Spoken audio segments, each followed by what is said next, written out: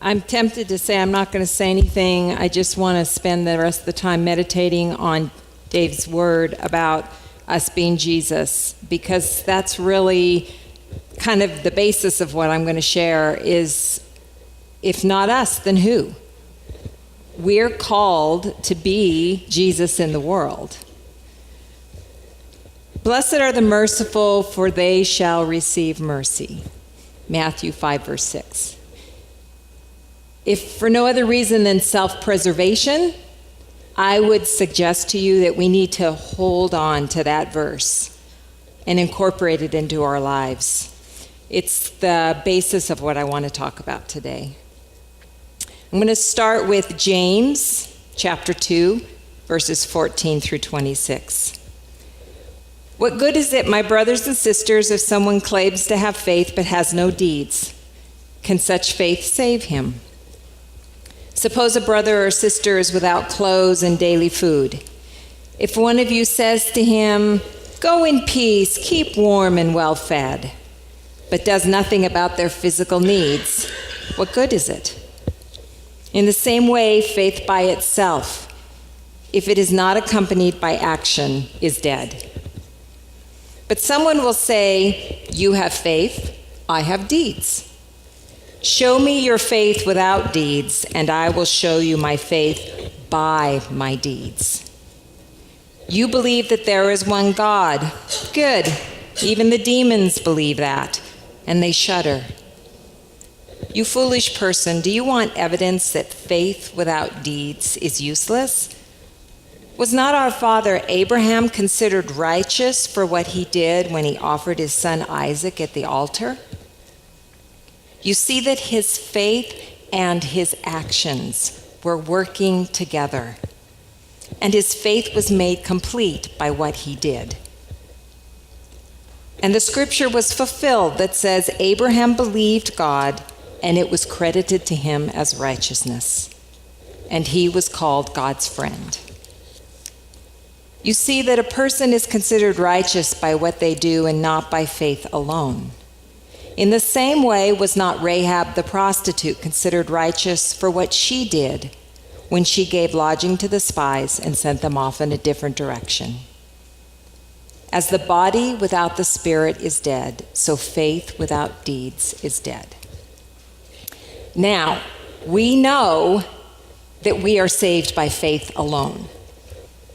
And it is our faith in Jesus Christ, the fact that he came, suffered, was sacrificed, rose again, and that we believe and follow him. That is what saves us.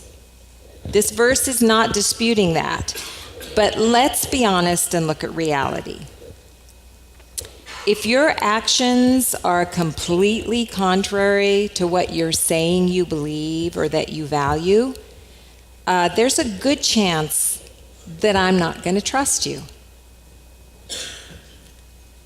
The question, I think, might be better phrased, is our faith alive?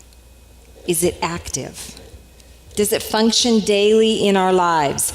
Is it directing and informing our decisions? Verse 22 said, you see that his faith and his actions were working together, and his faith was made complete by what he did. So, another question. Is our faith in Jesus Christ the primary influence in determining who we are and who we are becoming? If in fact faith without works is dead, then it's up to me to figure out how my faith is demonstrated, is proven by my deeds. And I can start with this question: what or who do I have faith in? I have faith in God's forgiveness and mercy. So how do my works show that? I have faith in God's unfailing, unending love. How do my works prove that? I have faith in God's loving kindness. How do my acts exemplify that to the world? I have faith that my God is a God of justice. How do I respond to that? Ultimately, everything I do with and for God needs to be a response to my faith in and understanding of who He is. And I think sometimes that's where we and the world and various faith groups get ourselves into trouble. Do we see God as a vengeful God? Then we're going to feel that it's okay to seek revenge. Do we believe that God is angry at the world for its failings? Then we're going to treat others the same way, with anger and impatience and judgment. Do we see God as a distant being who created the world and then wound it up and is just letting it run on its own? Then we're going to respond with apathy, watching people and circumstances and time go by and not feeling the need to intervene or interact. If in fact faith without works is dead, then we need to begin by knowing who it is we have faith in. Who is our God? Now, fortunately, we have the Bible. And I'm here speaking today because January is Human Trafficking Prevention Month. So I'm going to focus on two aspects of who God is that I feel especially relate to the issue of human trafficking. He is just, and He is compassionate. In Psalm 89:14, it says, "Righteousness and justice are the foundation of your throne. Love and faithfulness go before you." Now, obviously, both are important, justice and compassion. God's compassion without His justice would not be good, because it would mean that nothing is ever made right. I'm okay, you're okay, whatever you think is good for you is fine with me. But God is also a God of justice. Psalm 9:16, "The Lord is known by His justice. The wicked are ensnared by the work of their hands."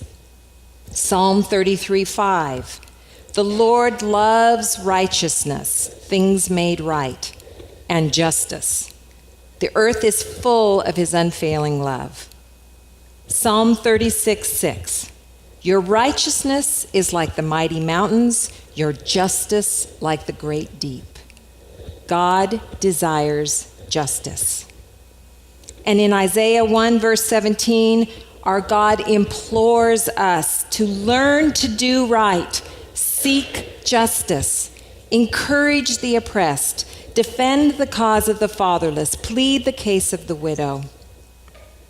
In Proverbs 31:8 and 9, he tells us to speak up for those who cannot speak for themselves, for the rights of all who are destitute. Speak up and judge fairly. Defend the rights of the poor and the needy. And if you're still not convinced, in Matthew chapter 12, verse 18, it says about Jesus Christ, "Here is my servant whom I have chosen, the one I love, in whom I delight. I will put my spirit on him, and he will proclaim justice to the nations." Now, some of us have been told that social justice is a dirty word. Well, let's look at it. Social. Of, relating to, connected with the life, welfare, and relations of human beings in community. Living or disposed to live in companionship with others or in a community rather than in isolation. Of or relating to human society. Example, people are social beings. Social, people, the ones God created, the ones that He loves. Justice, the quality of being just. Righteousness, equitableness, or moral rightness. The moral principle determining just conduct. The maintenance or administration of what is just. That's social justice. Psalm 11:7. For the Lord is righteous, he loves justice. Upright men will see his face. What is biblical justice? It's the manifestation of God's righteousness. All is made right. What's social justice? It's the manifestation of God's righteousness. All is made right among his people. But God's justice without compassion would not be good either, because then we'd all be dead. We'd all be judged, we'd all be condemned, all is lost. Fortunately, God is not only full of compassion, he embodies the very definition of compassion. In Psalm 145, it says, "The Lord is gracious and compassionate, slow to anger and rich in love. The Lord is good to all. He has compassion on all he made." He has compassion on all he has made. Praise be to God, the Father of our Lord Jesus Christ, the Father of compassion and the God of comfort. 2 Corinthians 1:3. The Lord is gracious and righteous. Our God is full of compassion. Psalm 116, verse 5. God extends his compassion to us and asks us to do the same to everyone we meet, everywhere we go. Colossians 3, verse 12. Therefore, as God's chosen people, holy and dearly loved, clothe yourselves with compassion, kindness, humility, gentleness, and patience. Compassion isn't something you pull out for a special occasion or when someone really deserves it. We are to clothe ourselves with it, to wear it, to make it a part of who people see in us every day of our lives. Justice and compassion, righteousness and mercy. When you look at your daily deeds that prove and exemplify your faith, do they include a desire for, a drive for, an action towards justice and compassion? If, as it says in Psalms, righteousness and justice are the foundation of God's throne, of his kingship, of his lordship in our lives, shouldn't it figure somewhere into who we are and who we're becoming? If, as it says in James 1:27, religion that our God, our Father, accepts as pure and faultless is this: to look after orphans and widows in their distress and keep oneself from being polluted by the world. Should we not be looking at the world every day with eyes of compassion and justice, seeking those that God would have us reach out to? Isaiah 58, 6-8. Is not this the kind of fasting I have chosen, to loose the chains of injustice and to untie the cords of the yoke, to set the oppressed free and break every yoke? Is it not to share your food with the hungry and provide the poor wanderer with shelter? When you see the naked, to clothe him and not turn away from your own flesh and blood? So what does that mean? To loose the chains of injustice and to untie the cords of the yoke, to set the oppressed free. Well, since I minister in the area of human trafficking, this one's obvious for me. Ending slavery and helping those who have been rescued to rebuild their lives qualifies as loosening chains of injustice and setting the oppressed free. But you know what? So does fighting the injustice and oppression of domestic abuse, and fighting the injustice and oppression of sexual abuse and the exploitation of children, and fighting the oppression of drug abuse and substance abuse. and fighting the oppression of a broken foster care system that leaves kids abused and uncared for, and fighting the oppression of poverty and everything that entails. You know, in verse 7 it says, "Is it not to share your food with the hungry and provide the poor wanderer or alien with shelter?" But there's more to fighting the oppression of poverty than just food and shelter and such. How about lack of education? Have any of you ever tried to help a high school student negotiate college applications and FAFSAs? Now imagine a kid who maybe has a single mom who works 10 hours a day and 6 days a week, or a parent who is ensnared in substance abuse, or maybe their parent has a 10th grade education and a 6th grade reading level and speaks minimal English. Now imagine that kid dreaming about and attempting the college admissions process. Poverty is more than lack of money. It's lack of options, and it's lack of hope for the future. God is a God of justice and compassion, and we, the followers of the one true God, should be a people of justice and compassion in all of its many forms. Now, I could stand here and give you astonishing statistics about the over 20 million people that are enslaved around the world. Worldwide, almost 20% of those trafficking victims are children. But in some parts of Africa and the Mekong region, children are the majority of the trafficking victims, and 100% of the victims in West Africa. The U.S. Department of Labor has identified 139 categories of goods from 75 countries that are made by forced and child labor that we purchase.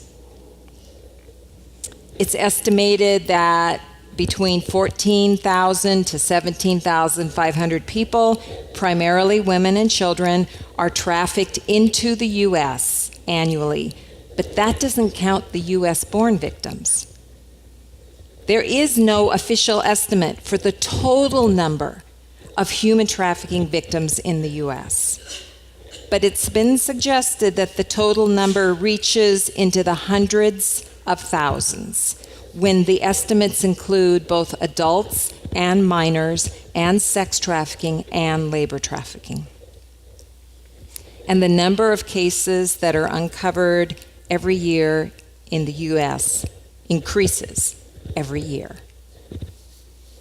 Now, just these statistics alone are overwhelming, and if I was sitting out there hearing this for the first time, I might want to just turn and walk away because it is too much to take in. Except, if my life is to be a walking, talking, breathing, doing, acting example of Jesus Christ, if my deeds are going to exemplify and prove my faith, I can't just turn away. Now, not everyone is called to work with human trafficking survivors, or to speak and teach on it, or to work with a human trafficking organization like I do. But we are all called to justice and compassion, all of us. And again, being that this is National Human Trafficking Prevention Month, I'm going to give you a few examples of how to prevent human trafficking. And these are examples that you might not normally even think of being related to human trafficking. Mentoring.